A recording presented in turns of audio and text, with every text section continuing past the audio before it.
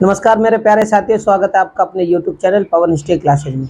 साथियों, आज हम बिहार किसान आंदोलनों के बारे में जानेंगे कि भाई बिहार में किसान आंदोलन क्यों हुआ, किस कारण हुआ, इसके नेतृत्व करने वाले नेता कौन कौन थे। भाई यहाँ से क्वेश्चन किस प्रकार से पेपरों में देखने को मिलते हैं वो भी हम जानेंगे। मेरे प्यारे साथियों, चैनल मेरा नया है, इसे ज़्यादा से ज़्यादा लाइक, शेयर और सब्सक्राइब करें। तो देरी ना करते हुए शुरू करते हैं। विद्रोह यानी आंदोलन, विद्रोह यानी आंदोलन। बात करते हैं बिहार किसान आंदोलन। भाई बिहार किसान आंदोलन जो है मेरे प्यारे साथियों, वो 1929 ईस्वी में किया गया था। क्यों किया गया था? तो यहाँ पर सहजानंद सरस्वती ने जब सहजानंद सरस्वती ने बिहार में किसान संघ की स्थापना की। भाई बिहार में किसान संघ की स्थापना सहजानंद सरस्वती जी ने कर दी। इसके बाद होता क्या है, 1935 में देखो मेन घटना जो होती है 1935 में, 1935 ईस्वी में क्या होता है, कांग्रेस के समाजवादी नेताओं ने यहाँ पर एक पॉइंट याद रखना कि कांग्रेस के समाजवादी नेता, ठीक है, 1935 में कांग्रेस के समाजवादी नेताओं ने, जो नेता थे समाजवादी दल के जो नेता थे, उन्होंने जमींदारी उन्मूलन प्रस्ताव पारित किया। ठीक है, किया किसने था? कांग्रेस समाजवादी दल के नेताओं ने। क्योंकि स्वामी सहजानंद सरस्वती ने बिहार किसान संघ की स्थापना करी। उसके बाद क्या होता है, 1935 में कांग्रेस समाजवादी दल के नेता क्या करते हैं, जमींदारी उन्मूलन प्रस्ताव पास करते हैं। अब होता क्या है, यहां पर समझो कि देखो समाजवादी नेता, अब जो इनके अलावा भाई कांग्रेस समाजवादी नेताओं के अलावा कुछ और समाजवादी नेता भी थे। वो कौन कौन से थे? तो कुछ तो समाजवादी नेता और इनके साथ में थे सकृत्यायन, कार्यानंद शर्मा, पंचानंद शर्मा, यदुनानंद शर्मा और स्वामी सहजानंद सरस्वती ने अब क्या करा, जब कांग्रेस वालों ने ये प्रस्ताव पारित कर दिया था जमींदारी उन्मूलन का, तो इन्होंने क्या करा कि बिहार में बकास्त, क्या है नाम उसका था, बकास्त आंदोलन शुरू कर दिया। हम क्योंकि बिहार के आंदोलन के बारे में जान रहे हैं तो उसके बारे में थोड़ी विस्तार से जानने की भी हमारी जानकारी होनी चाहिए। तो इसी बीच में यहाँ पर बकास आंदोलन छेड़ दिया जाता है। किनके? समाजवादी नेता। एक तो कुछ भाई कांग्रेस समाजवादी नेताओं के अलावा जो और नेता थे, समाज सेवा करने वाले नेता थे, उनके साथ में ये संकृत्यायन, कार्यानंद शर्मा, पंचानंद, यदुनानंद और सहजानंद सरस्वती ने बकास्त आंदोलन छेड़ दिया और इसका केंद्र क्या था? बढ़ियाटाल। क्या था? बढ़ियाटाल इनका मुख्य केंद्र था। आंदोलन क्यों छिड़ा? वो इसीलिए कि इन्होंने तो कि बिहार किसान संघ की स्थापना कर दी, तो जो 1935 में कांग्रेस के कार्यकर्ता थे, नेता, जो समाजवादी नेता, उन्होंने जमींदारी उन्मूलन प्रस्ताव पास कर दिया। इसी कारण ये आंदोलन छेड़ देते हैं। अब जो होता है, अब हम जानेंगे अखिल भारतीय किसान सभा के बारे में। अखिल भारतीय किसान सभा के बारे में कि भाई 11 अप्रैल 1936 ईस्वी में लखनऊ अधिवेशन होता है और लखनऊ अधिवेशन में क्या होता है कि अखिल भारतीय किसान सभा का गठन किया जाता है। ठीक है, क्या होता है? गठन होता है 11 अप्रैल 1936 लखनऊ में अखिल भारतीय किसान सभा का गठन होता है।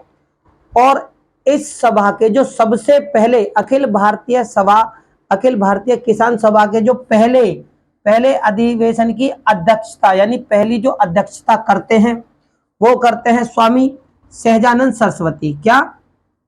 स्वामी सहजानंद सरस्वती इसकी अध्यक्षता करते हैं। और जो इसके महासचिव होते हैं महासचिव होते हैं अखिल भारतीय किसान महासचिव के जो महासचिव होते हैं वो होते हैं एनजी रंगा। ठीक है, और इसके पहले अधिवेशन को, ये भी याद रखना क्योंकि पेपरों में यहां से बहुत क्वेश्चन देखने को मिलते हैं। तो पहले अधिवेशन में यानी कि ये जो अखिल भारतीय किसान सभा हुई थी, तो अध्यक्षता तो सहजानंद सरस्वती जी ने की थी और महासचिव एनजी रंगा थे। और पहले ही अधिवेशन को संबोधित जो किया था, यानी पहले अधिवेशन में जो संबोधित किया था रहे थे, तो उस समय पंडित जवाहरलाल नेहरू जी ने भी किया था। तो यहां से देखो मेरे प्यारे साथियों, 3 सवाल सबसे ज्यादा बनते हैं कि पहले अधिवेशन की अध्यक्षता तो स्वामी सहजानंद सरस्वती जी ने, पहले महासचिव जो बने थे एनजी रंगा बने थे, और पहले अधिवेशन को जो संबोधित किया था तो नेहरू जी ने किया था। अब 1 सितंबर याद रखना, 1 सितंबर का जो दिन था उसको किसान दिवस घोषित किया गया। ठीक है, 1 सितंबर का दिन किसान सभा घोषित किया जाता है। और इसी अधिवेशन में नेहरू जी के साथ में और भी महान विभूतियां यानी महान हस्ती थी, हो सकता है उनके बारे में भी पूछ लिया जाए। तो उसमें जो नाम थे राम मनोहर लोहिया, सोहन सिंह, जयप्रकाश नारायण, इंदु लाल याग्निक, ठीक है, कमल सरकार, ठीक है, और आचार्य नरेंद्र देव। तो ये वो नाम थे जो इस अधिवेशन में नेहरू जी के साथ थे। हो सकता है इनके बारे में भी भाई पेपरों में पूछ लिया जाए। तो जो मैंने नाम बताए हैं वो आप याद कर लेना। इसके बाद में बात करते हैं देखो फैजपुर की। वैसे जब ये अखिल भारतीय किसान सभा की जब अध्यक्षता हो रही थी, गठित हो रही थी ये सरकारें, तो इनकी मांग क्या थी कि इनकी जो मांग थी 50% की तो कमी हो लगान दर में। ठीक है, और जो किसान महासभाएं संगठन ये सभा बन रही थी इनको मान्यता दी जाए। हालांकि इसके बाद में जो फैजाबाद का जो अधिवेशन होता है उसमें कृषि यानी किसानों के कृषि कार्य को भी प्रभावित किया गया था। लेकिन फैजपुर में जो किसान सभा हुई थी इसकी अध्यक्षता, अब देखो इसके बाद में होती क्या है, नकलों के बाद हो फैजपुर। जब फैजपुर में किसान सभा होती है, उसका अधिवेशन होता है, इसकी अध्यक्षता यानी सबसे पहले नकलऊ अधिवेशन यानी नकलऊ किसान सभा की जो अखिल भारतीय किसान सभा थी उसकी अध्यक्षता सहजानंद सरस्वती ने की थी। लेकिन उस समय ये जो एनजी रंगा है वो महासचिव थे। लेकिन जब फैजपुर में अखिल भारतीय किसान महासभा होती है तो इस महासभा में याद रखना, इस महासभा में एनजी रंगा होते हैं अध्यक्ष। ठीक है, याद रहेगा क्योंकि यहां से पेपरों में बहुत ज्यादा प्रश्न देखने को मिलते हैं। ठीक है, और जो तीसरा सम्मेलन होता है वो 1938 में होता है, और चौथा जो अखिल भारतीय किसान सभा का सम्मेलन होता है वो 1939 ईस्वी में होता है। जब इधर हम अभी बिहार के आंदोलनों के बारे में यानी बिहार के आंदोलन जो हुए थे बिहार में उनके बारे में जान रहे हैं, लेकिन बिहार के साथ में एक छोटा सा आंदोलन बंगाल में भी हुआ था। वो क्यों हुआ था? बंगाल में जो हुआ था टेंसी एक्ट को लेकर हुआ था। किसको? टेंसी एक्ट को लेकर बंगाल में भी आंदोलन हुआ था, क्योंकि ये भी एक किसान आंदोलन था। इसमें अकरम खां और अब्दुल रहीम, कौन कौन नाम है? अकरम खां, अब्दुल रहीम और फजलू लहक ने 1929 ईस्वी में, याद रखना जब ये आंदोलन यहां पर था बिहार किसान आंदोलन, तो उस समय बंगाल में भी, इसलिए मैंने सोचा कि ये जानकारी भी आपको मिलनी चाहिए। तो 1929 में कृषक प्रजा पार्टी, क्या कृषक प्रजा पार्टी की स्थापना की गई थी। ये भी उस समय एक ही दौर था कि लगान कम हो, ठीक है, मजदूरी के लिए, उनके निर्वाह के लिए उनको आमदनी, एक पर्याप्त आमदनी मिले। ठीक है, जितनी सभाएं हैं, किसान सभा हो रही थी, संगठन हो रहे थे, उनको मान्यता मिले, तो यही थी। तो मेरे प्यारे साथियों, इनके बारे में यहां से बहुत ज्यादा क्वेश्चन पेपरों में आते हैं, इनसे ज्यादा नहीं पूछा जाता। बात करते हैं तेलंगाना आंदोलन की। भाई 1946 ईस्वी में किसानों ने, ठीक है, तेलंगाना में जो आंदोलन हुआ था, तेलंगाना आंदोलन, इसमें क्या हुआ था कि जमींदारों और निजामशाही, यानी निजामों के, जो निजाम यहां पर तेलंगाना में शासन कर रहे थे, अंग्रेजों के समय क्षेत्रीय शासन निजामों के हाथ में था, क्योंकि अंग्रेजों का तो पूरे भारत में शासन था। तो जमींदारों और निजामों के अधिकारियों के खिलाफ, ठीक है, याद रखना किसके खिलाफ हुआ था, कारण क्या था, निजामशाही के जो अधिकारी थे उनके खिलाफ तेलंगाना में आंदोलन होता है। तेलंगाना आंदोलन होता है क्योंकि ये भी किसान और कृषक, ठीक है ना, इन सब का शोषण कर रहे थे। अब इसका जो नेतृत्व करते हैं भाई, ये जो आंदोलन हुआ था इसकी अगुवाई किसने की थी, तो इसकी जो अगुवाई की थी वो हैदराबाद, क्या, हैदराबाद के कम्युनिस्ट, हैदराबाद की कम्युनिस्ट पार्टी थी, हैदराबाद की तो कम्युनिस्ट पार्टी थी, और आंध्र महासभा ने इसका नेतृत्व किया था, किसका, तेलंगाना आंदोलन का। अब ये तो हो गई पार्टी नेतृत्व करने वाली। अब इस पार्टी में नेता कौन कौन से थे उनके बारे में जान लेते हैं। इसमें जो नेता थे वो रवि नारायण रेड्डी और पी सुंदरैया, क्या, सुंदरैया, ये इसके मुख्य नेता थे। अब अगर इसके बारे में महत्वपूर्ण जानकारी हमें चाहिए जो कि पेपरों में ज्यादातर देखने को मिलती है और हो सकता है इसके बारे में भी पूछ लिया, तो वो ये कि ये आधुनिक भारत का, यानी उस समय आधुनिक भारत था, तो आधुनिक भारत का सबसे बड़ा कृषक, याद रखना यहां से क्वेश्चन बन सकता है कि सबसे बड़ा कृषक गौरिल्ला युद्ध, ठीक है, कौन सा था, कृषक गौरिल्ला युद्ध, सबसे बड़ा कृषक गौरिल्ला युद्ध तेलंगाना आंदोलन था।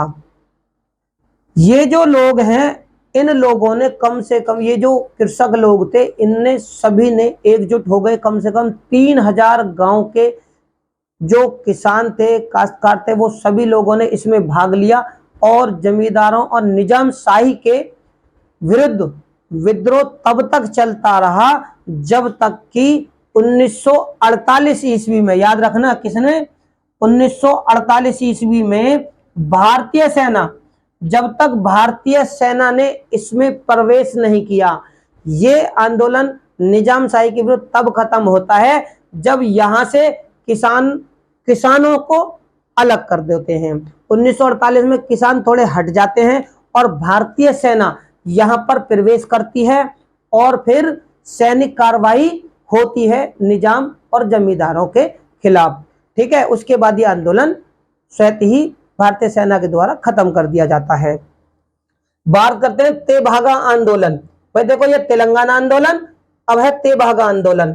तेभागा जो आंदोलन है वो 1945 ईस्वी में होता है और कहां पर होता है, बंगाल के तेभागा में, बंगाल के तेभागा में होता है।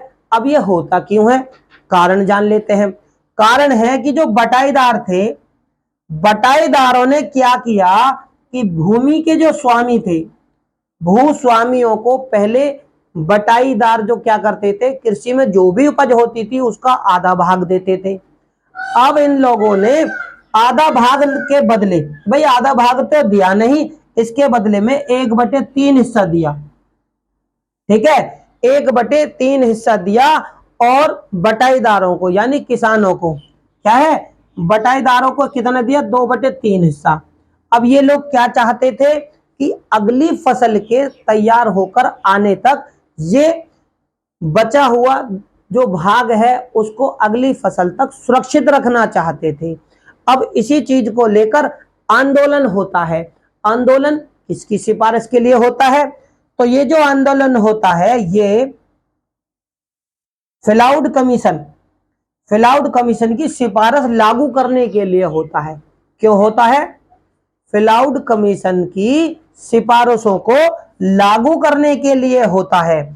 अब इसके बाद में होता क्या है, इसके बाद में होता है कि 1950 ईस्वी में, ठीक है, अब स्वतंत्र भारत आ चुका था, तो 1950 ईस्वी में कांग्रेस ने, क्योंकि कांग्रेस की सरकार थी, तो कांग्रेस ने एक विधेयक पारित कर दिया। कांग्रेस ने एक विधेयक पारित किया गया और यहाँ के जो किसानों की ये जो आंदोलन की जो मांगे थी उनको मान लिया जाता है। क्या होता है? उनको कांग्रेस के द्वारा विधेयक पारित कर कर मान लिया जाता है। अब इस आंदोलन के जो नेतृत्व करता थे वो कौन थे? कंपाराम सिंह। इस आंदोलन के जो नेतृत्व करने वाले थे वो कंपाराम सिंह और भवना सिंह और मोनी सिंह और मुजफ्फर अहमद ने इस आंदोलन के नेतृत्वकर्ता यानी अगुवाई करने वाले नेता थे।